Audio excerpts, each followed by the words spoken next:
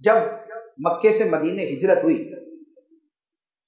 تو جو ہجرت کر کے صحابہ کرام گئے، اپنا گھر، کاروبار، پیسہ، مال سب مکے میں چھوڑ آئے تھے، مدینے میں پہنچے تھے، کچھ بھی پاس نہیں تھا، نہ کھانے کو، نہ پہننے کو، نہ رہنے کو۔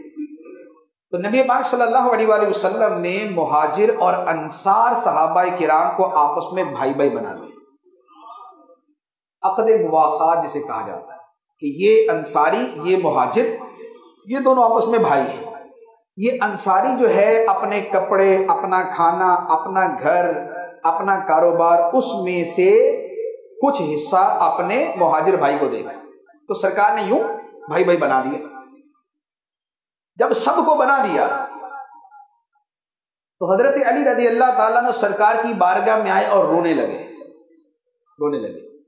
عرض کی یا رسول اللہ، آپ نے سب کو بھائی بھائی بنا دیا، مجھے کسی کا بھی بھائی نہیں بنایا، مجھے کسی کا بھی بھائی نہیں بنایا۔ سرکار نے فرمایا یا علی انت اخی فی الدنیا والآخرہ، اے علی تو دنیا میں میرا بھائی ہے، آخرت میں بھی میرا بھائی ہے۔ دنیا و آخرت کے اندر میں نے تجھے اپنا بھائی بنا لیا ہے۔